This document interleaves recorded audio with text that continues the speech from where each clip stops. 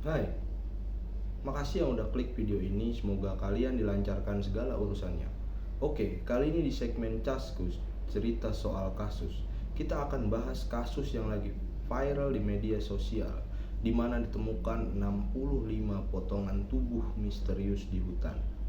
Sebelum kita mulai, kalau kalian suka dengan video ini, bisa bantu share ke teman kalian. Lanjut, kita bahas kasusnya. Kebayang gak sih lo kalau lo lagi jalan-jalan di hutan, terus tiba-tiba lo nemu telapak tangan. Nah, tapi telapak tangan bukan telapak tangan hewan, melainkan telapak tangan manusia. Gue yamin lo pasti penasaran campur panik, dan lo pasti bakal nyari. Dan gongnya lo nemu bagian tubuh lain. Coba itu. Yang jadi pertanyaan, ini tuh potongan tubuhnya siapa? Terus pelakunya siapa? Kok bisa ada sebanyak itu nemuin bagian tubuh di hutan? Oke, kali ini kita akan bahas kasus yang lagi viral di daerah Mojokerto, Jawa Timur. Kira-kira apa kasusnya? Oke, kasus dimulai pada tanggal 6 September 2025 di mana seorang warga bernama Sulistyo sedang nyari rumput di kawasan hutan Pacet, Mojokerto, Jawa Timur. Pas lagi nyari rumput, tiba-tiba dia kaget nih karena dia nemuin telapak kaki manusia. Ya awalnya sih dia ngiranya itu potongan daging hewan, tapi setelah dicek makin banyak nih potongan tubuh lain kayak tangan, kulit, jaringan otot, kulit kepala sama rambut-rambutnya. Ya pokoknya total ada 65 potongan tubuh yang berserakan di jurang hutan Pacet. Bayangin betapa syoknya warga sekitar yang awalnya cuman mau nyari rumput, malah nemuin barang bukti pembunuhan sadis. Potongan demi potongan seperti puzzle mengerikan yang harus dirangkai kembali.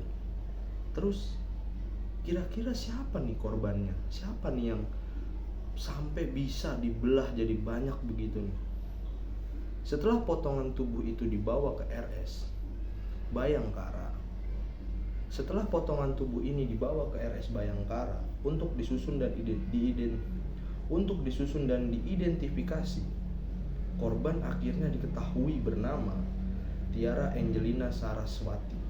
Selanjutnya kita sebut aja Tas ya untuk menghargai korban. Tas ini perempuan berusia 25 tahun asal Lamongan. Ayahnya itu seorang pedagang sempol keliling. Tas pernah bekerja di kota dan menurut keterangan, Tas ini punya gaya hidup yang cukup tinggi atau hedon. Sering tampil modis, nongkrong di kafe, dan selalu update di media sosial. Hal inilah yang diam-diam menimbulkan rasa iri, marah, dan frustasi di hati sang kekasih. Tas juga dikenal sebagai sosok yang ceria, aktif, dan juga seorang sosialita gitu. Gak pernah tuh terdengar si Tas ini tuh punya musuh. Yang orang tahu, Tas ini tuh punya hubungan asmara nih atau punya pacar sama seorang cowok yang namanya Alfi Maulana. Siapa yang sangka nih ya, hidupnya si Tas ini yang harusnya dia punya masa depan yang cerah harus berakhir dengan cara sekejam ini. Dan yang lebih tragisnya lagi, kalian mau tahu pembunuhnya siapa? Coba gue kasih waktu kalian 3 detik buat nebak siapa pelakunya.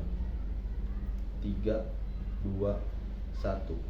Ya, pembunuhnya itu gak lain dan gak bukan adalah pacarnya sendiri, alias Alfi Maulana. Setelah polisi berhasil menemukan identitas korban, polisi pun menyelidiki siapa yang menjadi tersangka. Dan benar aja, ternyata pelakunya ini adalah kekasihnya sendiri, Alfi Maulana, pria muda yang tinggal di kos daerah Surabaya. Dari luar Alfi itu terlihat biasa aja gitu, ya introvert gitu ya. Tapi nih hubungannya sama si Tas ini sering diwarnai pertengkaran. Alfi merasa kalau si Tas ini nuntutnya kebanyakan, sementara dirinya kesulitan memenuhi ekspektasi dari si Tas ini. Alfi ngaku motifnya adalah emosi akibat gaya hidup si Tas ini yang kelewat tinggi gitu. Sementara si Alfi ini cuman seorang driver ojol yang penghasilannya pas-pasan. Menurut keterangan Alfi, dia juga pernah menjadi tukang jagal hewan dan kerja serabutan, salah satunya ya ojol. Tekanan demi tekanan dari Tas membuatnya tuh makin terobsesi dan marah, terus dia nyimpen dendam gitu. Kenapa polisi itu bisa tahu kalau pelakunya Alfi? Ternyata orang yang terakhir bersama Tas itu yaitu Alfi. Pertanyaannya nih, apa yang bisa bikin si Alfi ini sampai tega ngelakuin pembunuhan? Apakah cinta yang berubah jadi obsesi? Atau ada yang lebih gelap lagi dari cuman sekedar cinta? Jadi, kasus ini bermula saat Alfi pulang ke kosan mereka berdua nih. FYI ya, mereka tuh living together gitu. Ya nanti kita bahas dia tuh beneran nikah atau enggak gitu. Kita lanjut, dan ternyata kosannya ini pas Alfi pulang ini dikunci nih dari dalam sama si Tas nih. Karena udah terlanjur kesel, udah numpukin rasa keselnya di dalam hati, terus ditambah dia pulang terus pintunya dikunci, makin lah menjadi nih si Alvin, ya kan. Setelah dibukain, mereka tuh sempet cekcok sedikit gitu. Nah pas si Tas ini membelakangi Alvin, nah si Alvin ini nusuk leher Tas dari belakang sampai kehilangan darah. Dan terus si Tas tuh ya meninggal di tempat. Lalu si Alfi ini nyeret si Tas ini ke kamar mandi lantai 1 kosannya. Di sini nih yang paling gokil. Si Tas ini dimutilasi sama si Alfi. Gak cuman itu, si Alfi ini mutilasinya tuh pakai pisau dapur, pisau daging, gunting, dan alat potong lainnya. Yang peralatan ini tuh dijadiin barang bukti yang disita oleh kepolisian. Lalu setelah udah melakukan aksinya nih, udah dipotong-potong jadi banyak nih, Alfi tuh langsung tuh buang potongan jasad tersebut ke semak-semak di Dusun Pacet Selatan yang ditemukan oleh saksi pertama, yaitu si Bapak Sulistyo tadi yang lagi nyari rumput. Terus dia bawa potongan jasad korban menggunakan tas merah besar, menggunakan motor. Nah, yang paling gokil dari kasus ini, ternyata nih si Alfi nih masih nyimpen bagian tubuhnya si Tas nih yang berupa potongan tulang dan tengkorak di laci kosan mereka dengan dibungkus plastik hitam.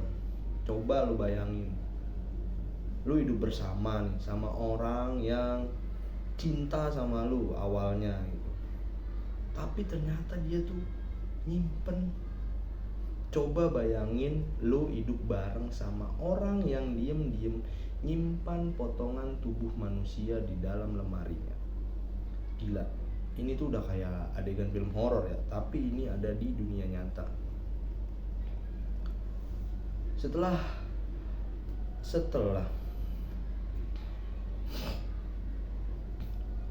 dalam kasus ini polisi langsung bergerak cepat nangkep Alfi Maulana di Surabaya.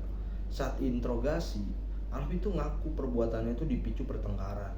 Ya balik lagi, tadi dia udah mendem rasa kesel yang cukup lama, mungkin dia dendam di dalam hati.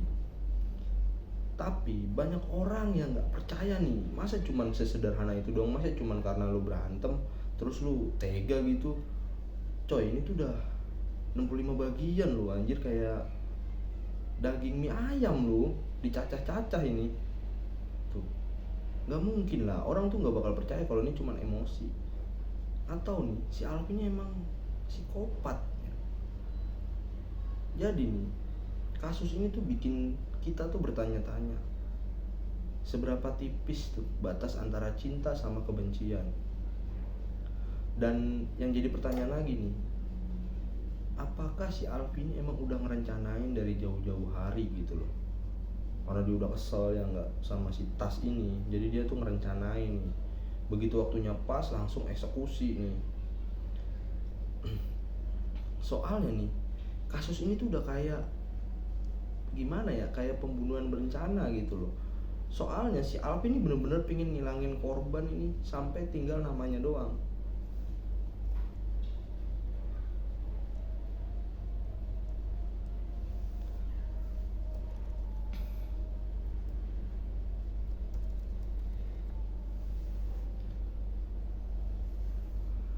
Jadi pesan yang kita bisa ambil dari kasus ini yaitu, menurut gua ya, si Tas ini seorang perempuan muda yang penuh harapan, jalannya masih panjang, harus kehilangan nyawanya dengan cara yang paling sadis, bahkan di luar nalar manusia gitu. Bahkan setan aja nih sampai sungkem gua rasa nih. Dan si Alfi, seorang pria yang seharusnya ngelindungin, malah jadi pelakunya gitu loh. Tapi sih kalau menurut gua di sini ya, kita tuh nggak bisa nyalain si Alfi sepenuhnya gitu. Ya emang salah nih, gue bukannya membenarkan gitu, tapi emang dia salah nih, tapi nggak sepenuhnya bisa salah, karena kan dia juga manusia gitu, dia juga punya batas kesabaran. Dia terus ditekan secara emosian, dia terus ditekan sama si Tas nih secara emosional lewat tuntutan gaya hidupnya si Tas nih yang hedon, ya nggak, sedangkan dia kerjanya aja nggak jelas gitu loh. Dan kita juga harus mikir dua kali nih ya, untuk para cewek-cewek, atau ya cewek-cewek sih, karena yang rentan tuh cewek-cewek, untuk living together takutnya nih bakal berujung tercecer, ya nggak. Ingat juga nih, orang tua kita udah susah payah gitu nyekolahin kita, mereka ingin kita jadi yang terbaik, bukan malah buffalo gathering bersama kekasih. Kasus ini sebenarnya belum sepenuhnya selesai. Polisi ini masih mendalami motif sebenarnya. Tapi satu hal yang pasti, tragedi ini meninggalkan luka mendalam bukan hanya bagi keluarga korban, tapi juga bagi kita semua yang dengar kasus ini. Ngilu gitu loh. 65 bagian coy. Jadi menurut kalian gimana nih? Apakah benar si Alfi ini melakukan semua ini hanya karena pertengkaran emosi sesaat, atau ada alasan yang lebih gelap yang masih disembunyikan nih dari si Alfi ini? Tulis pendapat kalian di komentar, karena siapa tahu misteri ini lebih dalam dari yang kita kira. Oke, sekian dari gua di segmen cerita soal kasus. Bye.